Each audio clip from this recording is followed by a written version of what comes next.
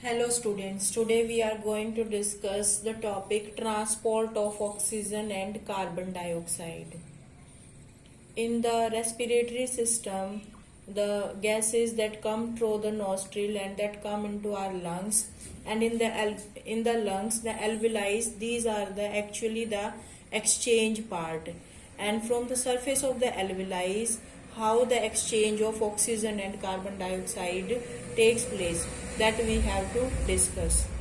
So via blood we can say the oxygen that is transported by our RBCs, 97% of oxygen that is transported by RBCs, red blood corpuscles, because these red blood corpuscles have the red pigment, and that is known as the hemoglobin pigment. So this hemoglobin pigment can bind four molecules of oxygen and make a complex known as oxyhemoglobin complex. So this oxyhemoglobin complex can bind with the four molecules of oxygen. We can say this hemoglobin, that is the vehicle, and these oxygen molecules, these are the passengers. Second is the 3% of oxygen that is transported through plasma. So what is the plasma? You can say the blood have the two component, the blood corpuscles and the plasma. So the liquid component of the blood, that in which the red blood cells swim, that is known as plasma. So 3% that is transported through plasma in the dissolved state. So now let us discuss how means this oxygen transported by RBCs. So students, hemoglobin is a molecule that can carry four molecules of oxygen, and this oxygen can bind with hemoglobin only in that case when the partial pressure of oxygen is high. So to understand this topic we have to just revise or remind our factors which are essential for the binding of the oxygen. First we can say the partial pressure of oxygen. So what is the partial pressure? Means it is a pressure exerted by any gas when the gas is in its mixture form, means other gases are also there. So we can compare it with the concentration also. If the concentration of oxygen is high, then we can say the partial pressure of oxygen is also high. The second, if we want to transport oxygen, so partial pressure of oxygen should be high and the partial pressure of carbon dioxide, that should be less. And the other thing is the pH. The pH should be high, means it should be more basic. So we can understand this: if PCO2 is less, then there will be the less acidity is there. So if less acidity is there, then we can say the pH is high, because the pH of acids, that is 0 to, you can say, before the 7, that is the value of the acids, and the base above the 7 we can say. So for the transport of the oxygen, PO2 should be high, PCO2 should be less, pH should be high, and temperature should be less. So these are the factors which are essential for binding of this oxygen molecule to the hemoglobin. So when this oxygen molecule bind to the hemoglobin, then it is known as association. And where this association takes place, this takes place in the alveoli of the lungs, because from outside there is the oxygen is present and the PO2, that is, we can say, high. So and in the blood RBCs are there. RBC is the hemoglobin. So this hemoglobin can bind with this oxygen, and this process is known as association. Now let us understand it with the help of a graph. So here the value of PO2 is given, that when PO2 is 20, 40, 60, 80, 100, and here the percentage saturation of hemoglobin. What is the meaning of this percentage saturation? Means Because hemoglobin can bind only 4 molecules of oxygen. So when all the 4 molecules are binded to the hemoglobin, then we can say there is the 100% saturation of hemoglobin. And this graph always come in the sigmoid form. How? Because if only one molecule is bind to the hemoglobin, then the value is, if we are just starting from, that is the 40, because only one molecule is bounded.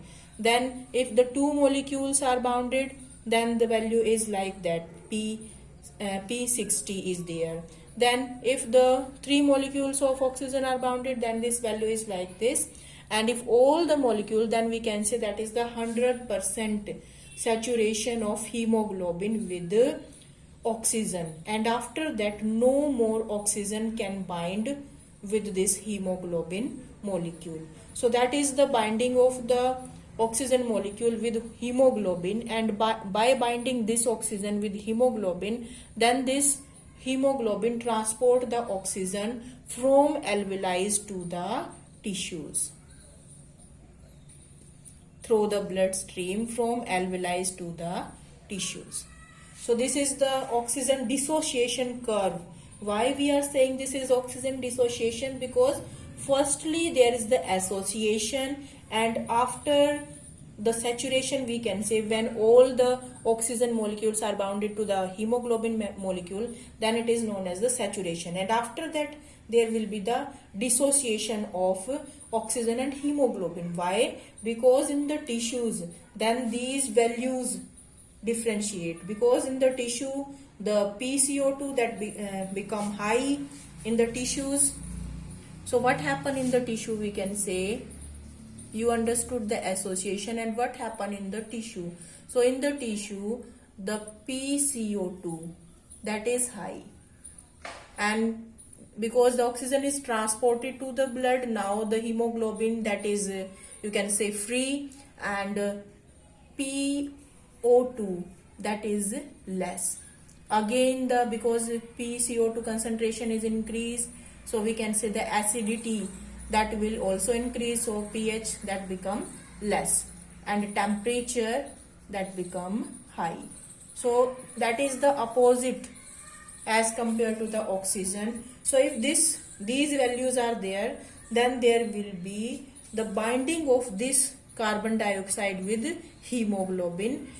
So binding, association of CO2 with hemoglobin, and dissociation. So dissociation of oxygen takes place, and association of carbon dioxide takes place with the hemoglobin, and that is known as the, you can say, the association of carbon dioxide and dissociation of oxygen. Suppose here there are the 4 molecules, so firstly one molecule is dissociated, then second, then third, and then fourth. All the molecules are dissociated.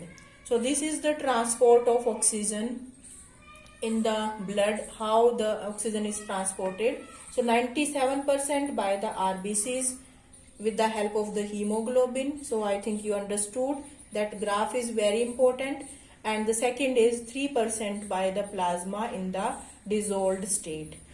Let us discuss the transport of carbon dioxide. Now let us discuss the transport of carbon dioxide.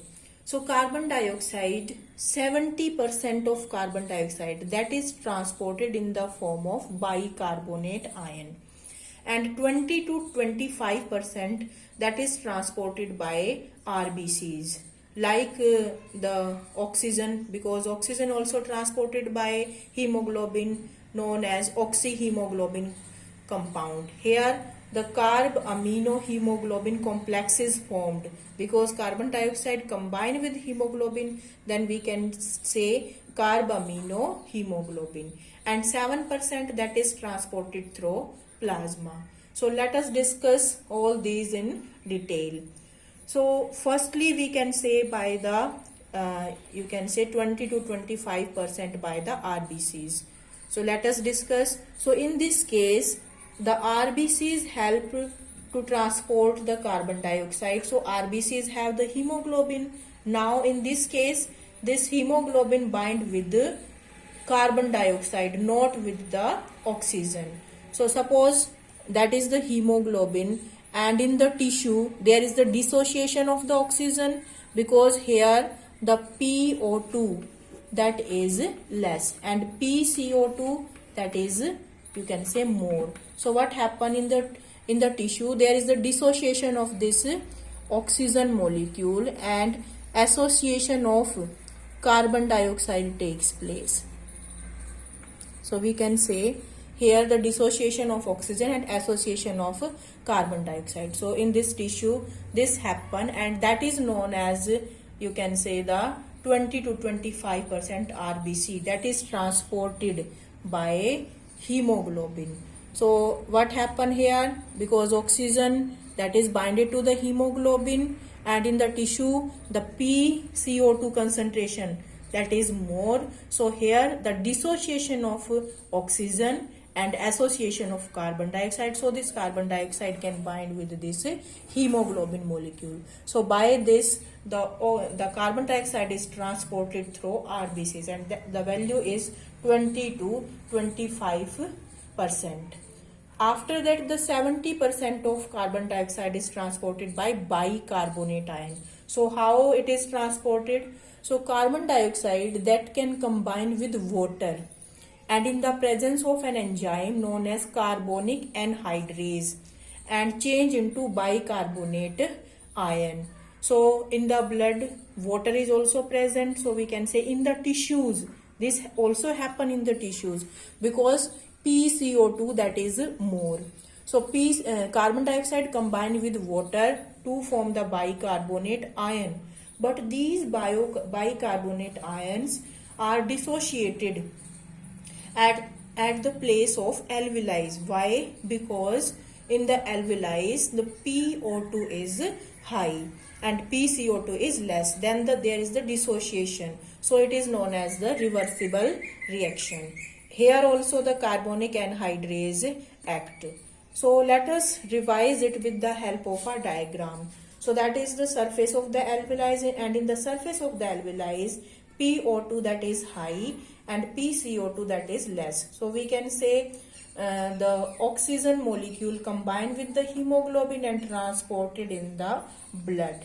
And in the tissue PO2 is less, PCO2 is more. So here carbon dioxide combined with the hemoglobin and transport of carbon dioxide takes place. So here the dissociation of oxygen and association of carbon dioxide. The second, carbon dioxide also transported by bicarbonate. So here the carbon dioxide combined with water and it is transported in the blood in the form of bicarbonate ion. But at the surface of the alveoli, because the CO2, PCO2 that is less, so here the dissociation of this ion into the H ion and the water molecule, and then carbon dioxide transported in the alveoli and that come out from our body. So class, that is very basic. If you know the PCO2 value, means the partial pressure of oxygen, partial pressure of carbon dioxide, the pH value and the temperature, then very easily you can tell how the transport of carbon dioxide happen, because it depend on only the partial pressure, pH, temperature. If any gas have the partial pressure more, then it can bind with the hemoglobin, and if partial pressure is less, then it can dissociate from the hemoglobin. So in our body at different place the partial pressure of oxygen and carbon dioxide is different, and if you know means which gas have the high partial pressure, that gas can combine with the hemoglobin molecule. So that is very easy. So thank you.